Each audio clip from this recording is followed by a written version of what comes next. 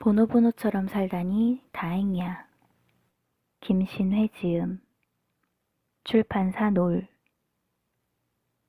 우리는 왜 칭찬에 목숨을 걸까? 예전에 함께 밥을 먹을 때 외국인 친구 하나가 나를 빤히 쳐다보면서 말했다. 너 웃는 게 예쁘구나. 갑작스럽게 날아든 칭찬에 얼굴이 빨개져서 허둥지둥하다가 겨우 대답했다. 아니야. 그 말에 그는 진지한 얼굴로 이야기했다. 내가 한국에 와서 놀란 게 있어. 한국 사람들은 칭찬을 하면 딱 두 가지로 반응하더라고. 아니에요, 아니면 내가 좀 그렇죠? 칭찬을 들으면 대부분 부정하거나 장난을 쳐. 그 말에 발끈해서 물었다. 그럼 너네는 칭찬을 들으면 뭐라고 말하는데? 그랬더니 그가 그랬다. 그냥 고맙다고 하지. 어찌 들으면 그저 웃고 넘길 수 있는 말이었지만 이상하게 그 말이 머릿속에서 사라지지 않았다. 나도 딱 그랬으니까. 칭찬을 들으면 꼭 부정하거나 장난치듯 잘난 척을 덧붙이게 됐다. 칭찬을 듣는 게 좋은 동시에 멋졌기 때문이다. 그저 고맙다고 대답하고 넘어가면 마치 내가 그런 사람이라는 걸 당연하게 인정하는 것 같아 얄미워 보일 것 같아서다. 그만큼 칭찬이 좋은 것이다. 많은 사람들이 칭찬을 사랑한다. 더 자주 칭찬받고 싶어 하고 더 많은 사람으로부터 인정받고 싶어 한다. 하지만 그렇게 원하고 바라던 칭찬을 듣고 나서는 마치 그 칭찬이 달갑지 않다는 듯이 행동한다. 그게 더 고상해 보이니까. 그렇다고 해서 칭찬을 해주지 않으면 서운하거나 화가 난다. 대놓고 칭찬해달라고 요구할 수도 없고 그렇다고 칭찬을 안 받고 살기에는 섭섭하고 이건 뭐 일상이 칭찬과의 싸움을 넘어 자기와의 싸움이 될 정도다. 대체 우리는 왜 이렇게 칭찬에 목숨을 걸면서도 칭찬받는 일에 익숙해지지 않을까? 도대체 칭찬이 뭐길래 사람을 이렇게 뒤틀리게 만드는 걸까? 몇 년 전 함께 방송 일을 하게 된 유명인이 있다. 재능이 있는 데다 호감도도 높아서 인기인이라고 말하기에 어색함이 없는 사람이었다. 당시에는 이러저러한 이유로 드물게 활동하고 있었지만 가능성의 능력까지 갖추고 있어서 언제 다시 TV에 등장하더라도 시청자들이 반길 만한 스타였다. 나 역시 평소 자신있게 팬이라고 말하고 다녔다. 하지만 그는 함께 작업을 하는 내내 심기가 불편해 보였다. 프로그램 색깔과 내용이 그의 성향과 맞지 않는 것도 아니었고 촬영이 고되거나 제작진이 무리한 요구를 하는 것도 아니었다. 그럼에도 일할 때마다 석연치 않은 태도를 보였다. 처음에는 알고 보니 성격이 안 좋은 사람인가 생각했지만 내 성격은 또 뭐 그리 좋다고 보기와는 다르게 무척 내성적이고 예민한 사람인가 보다라는 생각도 했지만 그게 이유인 것 같지는 않았다. 영문도 모른 채 사이만 점점 벌어지는 느낌이 들었고 그와 가장 가까이에서 일하는 사람으로서 이 문제만큼은 해결하고 넘어가야겠다는 생각이 들었다. 얼마 뒤 문제는 엉뚱한 부분에 있었다는 걸 알게 됐다. 초반에 함께 일을 시작했을 때는 그가 칭찬을 불편해하는 사람인 줄 알았다. 팬이라는 말을 듣곤 어색하게 얼버무리고 꼭 한번 같이 일해보고 싶었다는 말에 별 반응을 안 하는 모습을 보고 자기한테 칭찬을 자주 하는 사람을 달가워하지 않는가 보다 했다. 그래서 그 이후부터는 가급적 칭찬하지 않았다. 만나거나 통화할 때 담소를 짧게 나누고는 업무에 대해 설명하고 일을 진행하는 데 문제가 없게끔 의사소통을 나누는 게 다였다. 하지만 그는 오히려 그런 내 모습이 달갑지 않았나 보다. 점점 이유도 없이 꼬투리를 잡거나 말을 물고 늘어지고 커뮤니케이션이 안 된다는 뉘앙스의 표현을 꺼내며 사람 뚜껑을 열리게 만들었다. 처음에는 내가 뭘 잘못했는지 곰곰이 생각해 봤지만 무례한 건 내가 아니라 그였다. 같이 일하는 사람들에게도 자주 그 사람 대체 왜 그래? 라는 이야기를 듣곤 했다. 그날도 역시 업무상의 통화를 하고 있는데 그는 여전히 나를 세우고 있었다. 짜증났지만 그래도 내가 맞추는 게 낫겠다는 생각에 평소와는 다른 분위기로 대화를 시도해 보았다. 이미 너무 잘해주고 있지만 이 부분을 보강하면 좋을 것 같다. 그 코너는 당신이 전문이니 믿고 맡기겠다. 워낙 잘하는 부분이니까 평소처럼 편하게 하면 될 것 같다. 등등. 누가 봐도 칭찬을 덕지덕지 바른 말들을 섞어 늘어놓았더니 그는 점점 목소리 톤이 높아지더니 어느새 기분이 좋아 보였고 전화를 끊을 때쯤엔 거의 신이 나 있었다. 그거였던 거다. 그동안 내가 칭찬을 안 해줘서 화가 나 있었던 거다. 나는 칭찬을 일부러 안 한 게 아니다. 딱히 칭찬할 게 없어서 안 한 거였다. 칭찬을 받고 싶다면 맡은 바에 열심히 임하거나 상대방과 가까워지기 위해 노력하면 될 것을. 오히려 괜히 시비를 걸고 분위기를 이상하게 만드는 모습에 그동안의 팬심을 전격 철회할 수밖에 없었다. 쿨한 척하는 사람일수록 쿨하지 않은 사람이라는 진실을 그를 통해 새삼 확인하게 될 줄이야. 이제는 유명인을 만나면 칭찬부터 하고 본다. 평소 칭찬을 많이 듣고 사는 사람일수록 칭찬에 목말라 있다는 것을 깨달았기 때문이다. 그런 사람일수록 칭찬을 어색해하거나 신경 안 쓰는 것 같아 보일 뿐 몹시 반긴다. 에이, 그런 소리 하지 마세요 라고 말한다고. 진짜 그런 소리를 안 하면 도리어 화를 내는 사람도 있지 않았던가. 나중에 그와 더 가까워질 기회가 있다면 꼭 말해주고 싶다. 칭찬 같은 거 없어도 너는 충분히 멋있다고.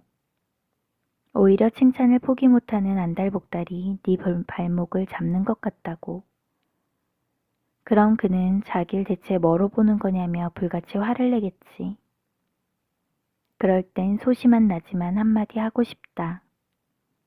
그냥 보이는 그대로 보고 있는 거야.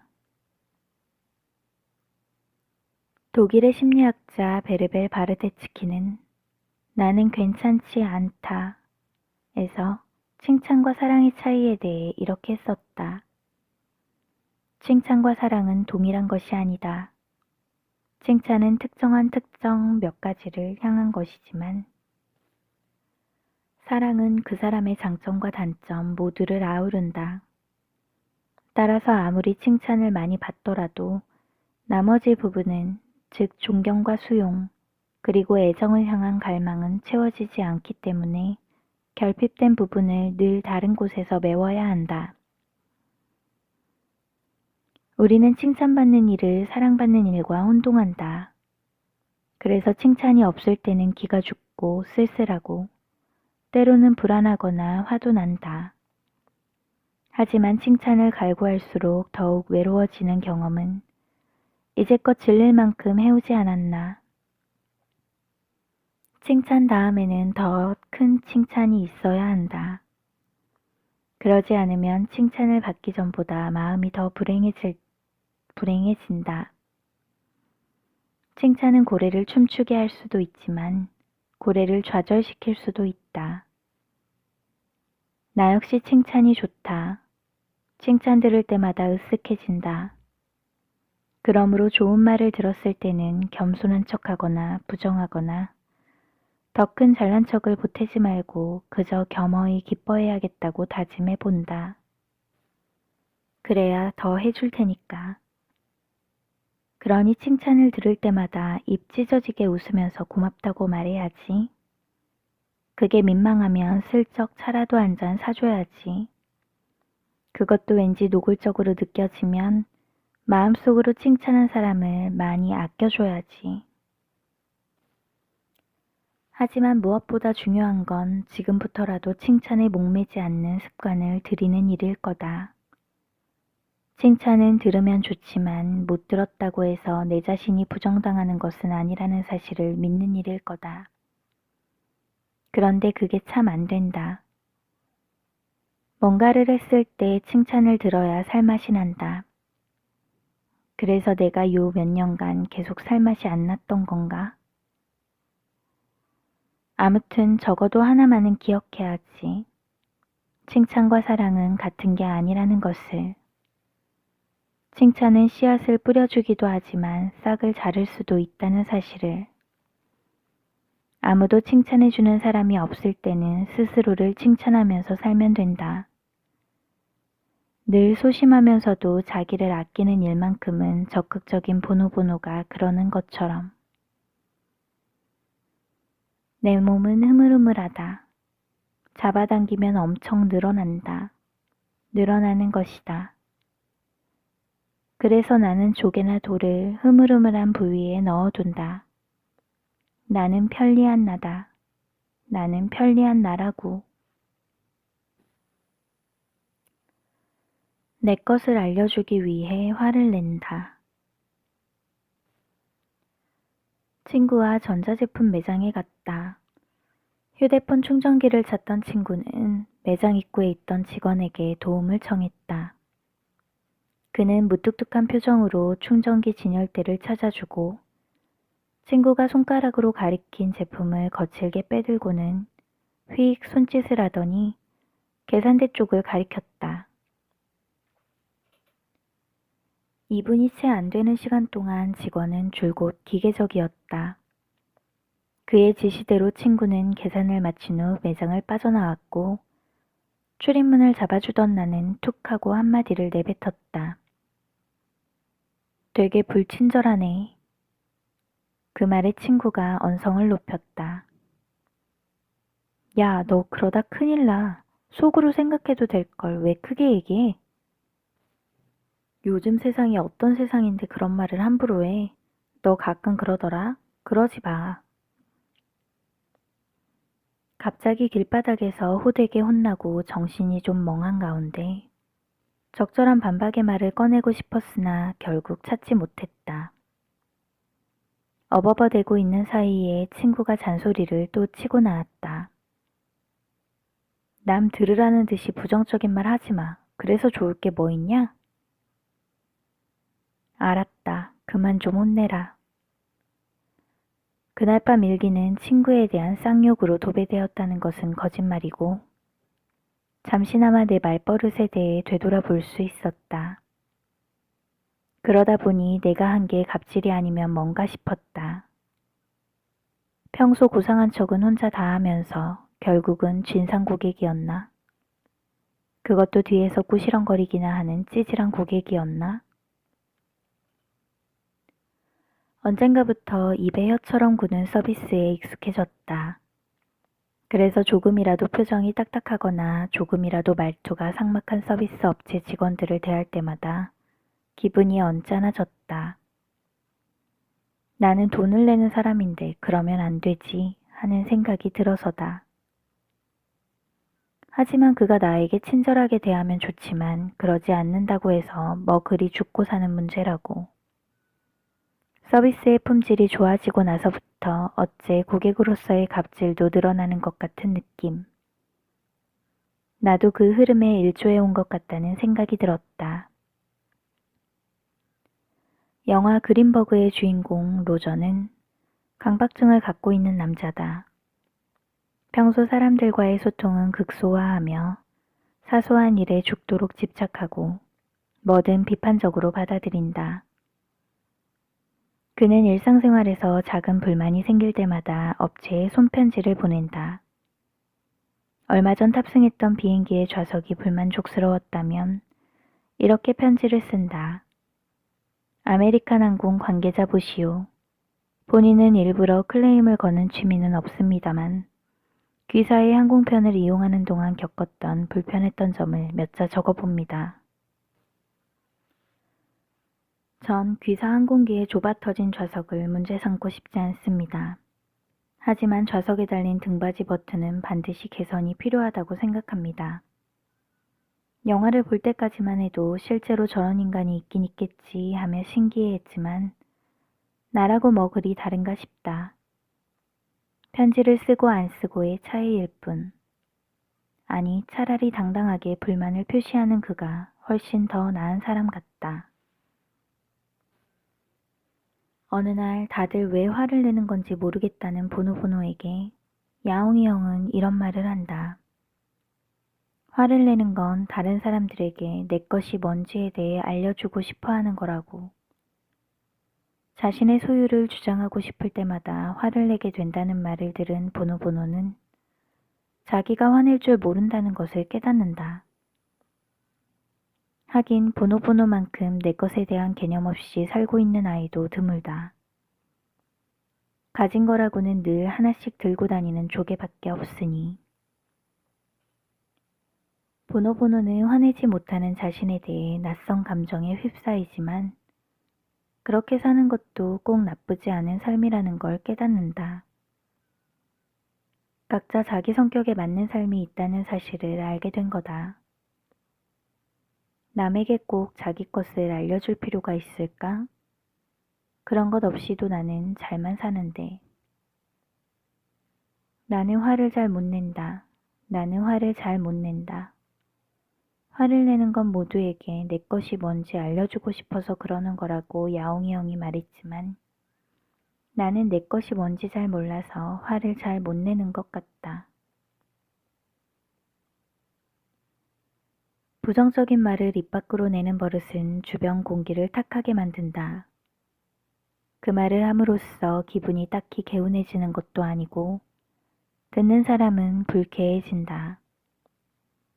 그럼에도 불구하고 굳이 소리내서 표현하는 건 내 것이 뭔지 알리고 싶다는 뜻이겠지. 하지만 배포도 없고 여유도 없는 사람이 할 수 있는 최선은 그저 구시렁대기다. 거 사람 참 꼬였네 꼬였어. 누가 나에게 친절하게 대하지 않는다고 해서 그 사람이 나를 무시한다는 뜻은 아니다. 미워한다는 뜻도 아니다. 그는 단지 피곤하거나 생각할 다른 것들이 있거나 과중한 업무로 스트레스가 가득 쌓인 상태일 수도 있다. 머리로는 다 안다. 실제 그 경험을 할 때는 싹 까먹는 게 문제일 뿐. 하지만 적어도 다음에 또 그런 일이 생기면 그냥 오늘만 그런 사람을 만난 거라고 여겨봐야지. 그럼으로써 심리적인 갑질을 조금씩 관둬봐야지. 내 마음 좀 알아달라고 애처럼 징징거리는 것도 좀 줄여나가야지. 그런데 그게 될까? 평생 이렇게 살아왔으니 쉽게 되지는 않을 것 같다. 싫어하는 것과 사이좋게 지내기. 맨 처음 보노보노 만화를 읽었을 때 너부리가 너무 싫었다.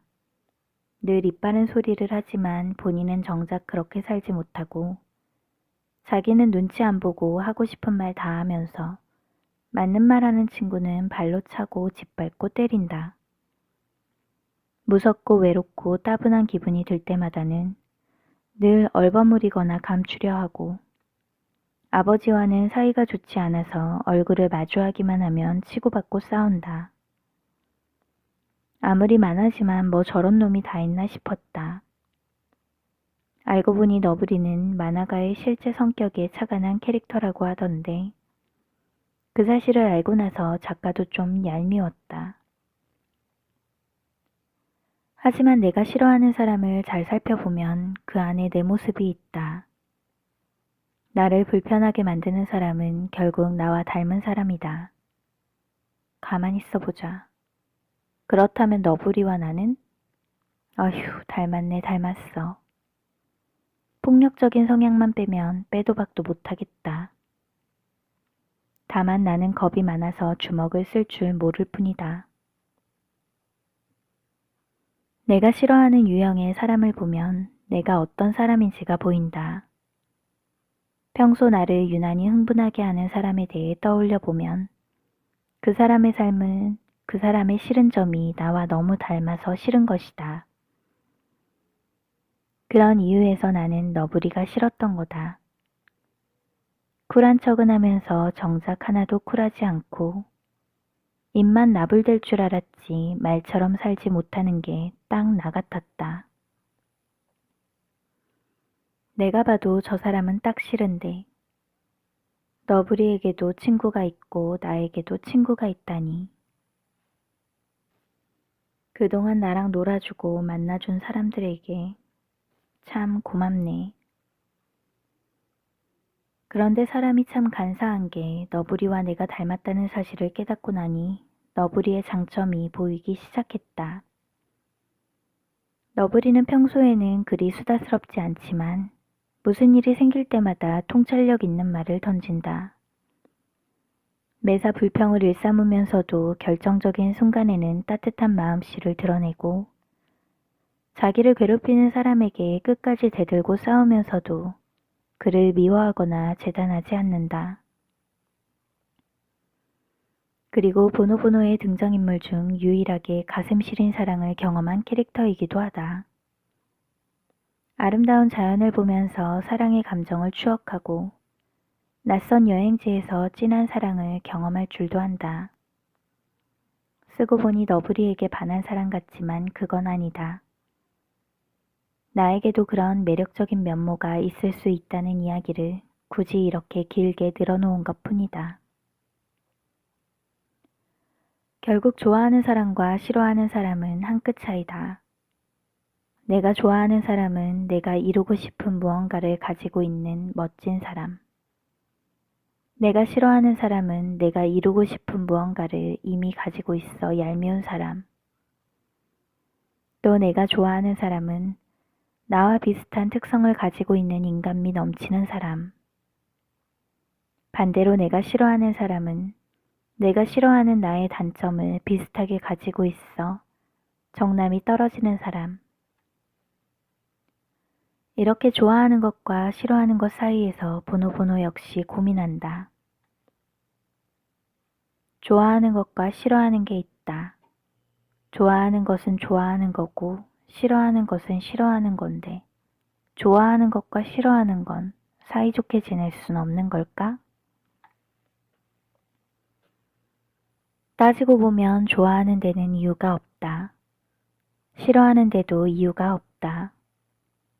둘 다 이유 없음인 건 똑같지만 그런 이유로 둘을 같다고 할 수 없는 게 문제다. 나는 나의 단점만을 고스란히 모아둔 것 같은 너부리가 싫었다. 내 자신이 싫다고 하긴 뭐하니까 그 대신 너부리를 미워했다.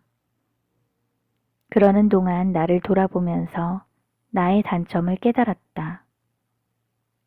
하지만 그렇게 건전하게만 살면 인생이 팍팍하니까 너부리의 장점을 찾으면서 나에게도 장점이 있을지 모른다며 위안하기 시작했다. 그러다 보니 기분이 좀 나아졌다. 그래, 나도 그렇게 엉망이기만 한 인간은 아니야. 만약 실제로 너부리를 만나면 우리는 친구가 될 수 있을까? 알고 보면 그놈도 괜찮은 놈이라고 인정하고 받아들이게 될까?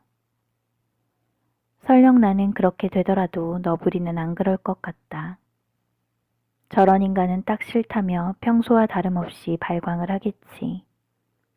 아니, 내가 먼저 저런 친구는 필요 없다고 등 돌릴지도 모른다. 어쩜 치사한 것도 닮았어. 좋아하는 것과 싫어하는 것이 사이좋게 지낼 수 있다면 애초부터 좋아하는 것과 싫어하는 게 따로 있지도 않았을 거다. 그런 의미에서 보노보노야, 너의 마음은 이해하지만 그들이 화해하기란 쉬운 일이 아닐 것 같다. 둘 다 고집이 너무 세거든. 좋아하는 건 좋아서 너무 좋고 싫어하는 건 싫어서 너무 싫거든. 따지고 보면 어려운 일이 아닌데 결코 잘 안 되는 일이야말로 진짜 어려운 일 아니겠니? 졌다고 생각한 놈이 있을 뿐. 친구가 오랜만에 나간 술 모임이 엉망이 된 이야기를 해주었다. 지인 4명이 만난 자리였는데 대화를 나누던 중에 2명의 의견이 엇갈리기 시작하더니 언성을 높이면서 싸우기 시작하더라는 거다. 친구는 분위기 좋았던 술자리를 망쳤다며 언짢아 했지만 나는 속으로 이런 생각을 했다. 나도 싸움 구경하고 싶다. 세상에서 제일 흥미진진한 것은 싸움 구경이다. 하지만 요새는 다들 어쩐 일인지 좀처럼 싸우지 않아서 싸움 구경할 일이 흔치 않다. 단 여기서 말하는 싸움이란 네가 잘났네 내가 잘났네 하는 말싸움 정도. 뉴스에나 나오는 흉악한 싸움이나 국회의원들의 찌질한 세력 다툼을 팔짱 끼고 지켜볼 자신은 없다. 친구는 당분간 그 2사람을 못 만나겠다고 했지만 나는 다음엔 나도 좀 불러줘 하며 실실 웃었다. 싸움 구경이 하고 싶지만 그럴 수 없을 때는 프랑스 영화를 본다. 프랑스 영화에서 대부분의 주인공들은 엄청나게 말을 많이 하고 자기 주장에 거침이 없다. 밥 먹었니? 안 먹었는데? 같은 사소한 이야기도 싸우는 것처럼 대화한다. 그런 사람들 사이에서 남의 눈치만 보거나 과묵한 사람은 오히려 독특해 보인다. 나는 프랑스인에 대해서는 아는 게 없지만 프랑스 영화 속의 프랑스인들은 매력적이다. 미친 듯이 싸우고 나서 불같이 화해하고 열렬히 사랑하다가도 죽일 듯이 증오한다. 그 냄비 근성을 직접 경험하기 위해서 영화를 본다. 이래도 좋고 저래도 좋을 이야기를 침튀기며 하는 모습을 보는 것도 속 시원하다. 마치 프랑스 영화 속 한 장면에 있었을 것 같은 그날 밤의 친구가 부러웠다. 나도 가끔 사람들이 모인 자리에서 친구와 언성을 높이곤 하는데 이제야 아무도 우리를 말리지 않은 이유를 알 것 같다. 그 싸움을 더 보고 싶었던 거다. 마치 프랑스 영화를 보는 것처럼 흥미진진했던 거다. 이 추측이 사실이라면 친구들은 고품격 취향을 가진 게 틀림없구나. 돈 한 푼 안 내고 영화도 보고 알뜰하기도 하네. 그 안에 우리는 마치 명배우처럼 리얼하게 싸움 연기를 했을 것이다.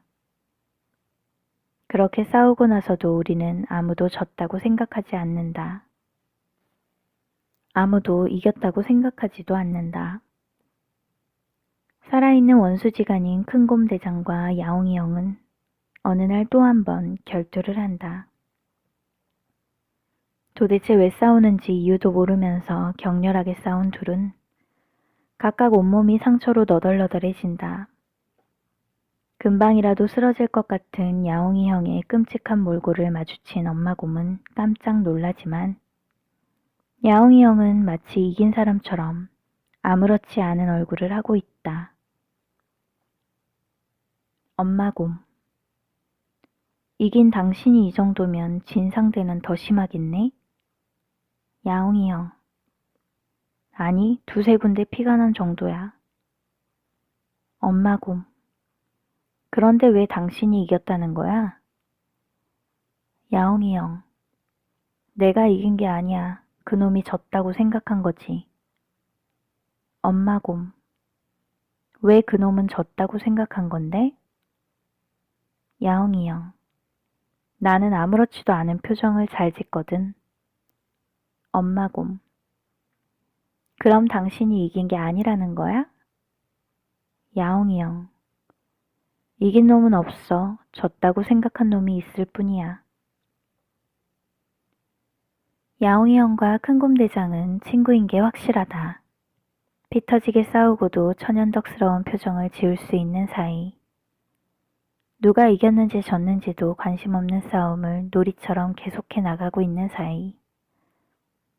야옹이 형과 큰곰대장은 결투를 하면서 우정을 느낀다. 그렇게 격렬히 싸우고도 서로를 미워하지 않을 수 있다는 사실을 확인한다. 가끔 우리는 싸운 적이 없어요 라고 자랑하듯 말하는 연인이나 부부를 보면 괜찮으세요? 라고 물어보고 싶다. 애정이란 분노를 포함하는 것이라고 믿는다. 그래서 싸우지 않고 산다는 말은 그 생활에 애정이 조금만 들어있다는 얘기로 들린다. 잘 싸우는 사람일수록 잘 사랑한다. 싸움이 겁나서 말을 아끼게 되는 사람에게는 결국 마음도 아끼게 되니까. 서로를 이해하기만 하는 관계란 서로 이해할 만큼의 애정만을 갖고 있다는 뜻이다. 그래서 나는 오늘도 아끼는 친구와 언성을 높인다. 그렇게 싸우면서 확인하는 애정도 분명 있다고 믿으면서 핏대를 올린다. 가족이란 모르는 것 투성이. 엄마는 늘 꼿꼿한 사람이었다. 매사에 이성적인 사람이었다. 초등학교 때 담임선생님에 대한 불평을 하면 선생님은 다 너 잘 되라고 그러시는 거야 라고 말씀하는 분이었고, 맘에 안 드는 친구에 대해 이야기하면 사람은 각자 다 생각이 달라 라고 반응하는 분이었다. 그래서 언젠가부터 엄마에게 내가 겪은 일이나 감정에 대해 이야기하지 않는 습관이 생겼다. 어떤 이야기를 해도 엄마는 이렇게 말씀하실 것이므로 그건 그 나름대로의 사정이 있었을 거야. 바르기만 한 말 앞에서 어린 마음은 문을 닫는다. 내 편을 들어주지 않은 엄마에 대한 반발로 나 역시 엄마 편을 들지 않는 딸로 자랐다. 엄마가 어떤 부조리한 사안에 대한 이야기를 하면 이렇게 말했다. 사람이 다 그래. 아빠에 대한 원망을 늘어놓을 때도 이렇게 말했다. 그러기에 왜 결혼했어요? 그러는 사이에 점점 엄마를 아끼는 법을 잊어버렸다. 우리는 통하지 않는다고 생각하며 살았다. 얼마 전 엄마가 우울증 진단을 받았다. 늘 당당하던 엄마는 갑자기 도화지 같은 얼굴을 하고 나와 눈을 마주치지 않으려 하고 질문을 해도 대답하지 않거나 대화 자체를 피했다. 언젠가부터는 방문을 걸어 잠근 채 밖으로 나오지 않았고 그러더니 훌쩍 집을 떠나버렸다. 엄마가 돌아오기만을 기다리면서도 돌아왔을 때 어떤 이야기를 어떻게 건네야 할지 막막했다. 우리가 제대로 된 대화라는 걸 해본 적이 있었던가? 서로 위로라는 걸 해본 적이 있었나? 며칠 뒤 핏기 없는 얼굴로 집으로 돌아온 엄마는 내 질문에 짤막한 대답을 하면서도 눈물을 흘렸다.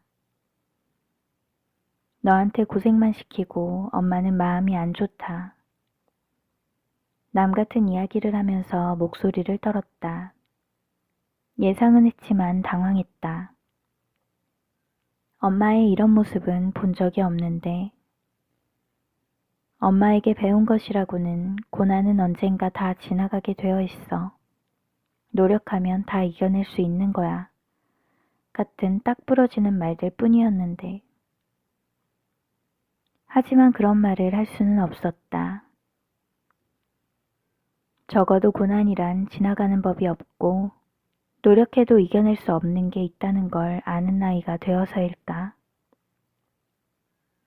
아니면 내가 우울했을 때 엄마가 그런 말을 해서 더 우울해졌던 걸 기억하고 있기 때문일까?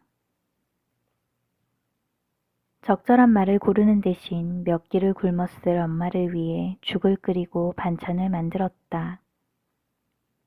내가 가끔 아팠을 때 엄마가 그랬던 것처럼 쌀을 불리고 채소를 삶았다. 바쁜데 안 그래도 된다. 엄마 괜찮다.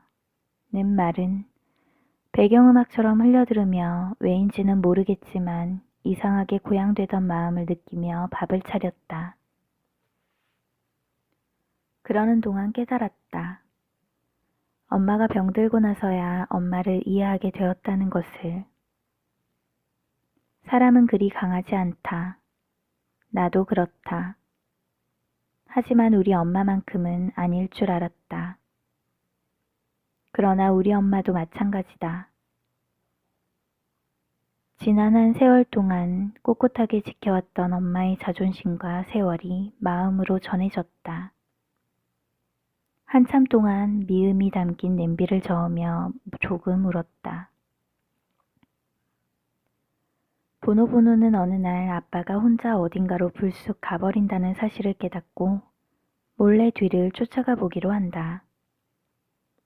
아빠가 눈치채지 못하게 먼 바다까지 헤엄쳐 가는 일이 쉽지 않았지만 그러는 동안 이제까지 알지 못했던 아빠의 모습을 알게 된다. 늘 온화하고 어쩔 때는 어수룩해 보이던 아빠였는데 멀리 떨어져 있는 바닷가의 고래 무리들에게는 공포의 존재로 불리고 있던 거다. 보노보노는 몇 해 전 고래 우두머리와의 대결에서 극적으로 승리한 이후 고래 무리들에게 무시무시한 영웅으로 거듭난 아빠의 과거를 알게 된다. 그 덕에 고래 무리에 둘러싸여 위험에 빠질 뻔한 보노보노 역시 목숨을 구하게 된다. 하지만 보노보노는 상상하지도 못한 아빠의 새로운 모습에 충격을 받는다. 내가 알고 있는 아빠가 맞는지, 그동안 나는 아빠에 대해 뭘 알고 있었던 건지 혼란스럽다. 보노보노. 나는 아빠에 대해 전혀 몰랐던 걸까? 고래 장로. 응, 몰랐지. 앞으로는 더 모를 거야. 눈에 보이는 거랑 지금 아는 것만 알고 있으면 되는 거야. 하지만 그건 진짜가 아니지. 그럼 다시 눈에 보이는 거랑 아는 것만 알면 되는 거야. 그건 역시 진짜가 아니지만. 보노보노. 그럼 난 어떻게 하면 돼? 모르면 알아가면 된다. 하지만 안다고 해서 그게 꼭 진실인 것은 아니다.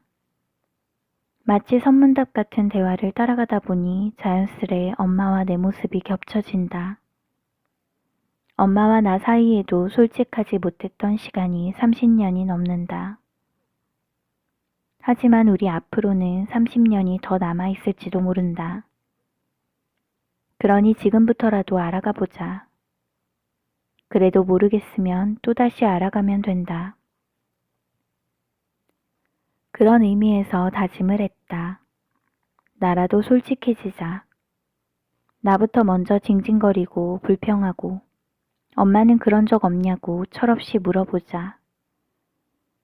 엄마를 엄마로서의 사람이 아닌 사람으로서의 엄마로 대하면 엄마 역시 나를 딸로서의 나가 아닌 사람으로서의 딸로 봐주지 않을까?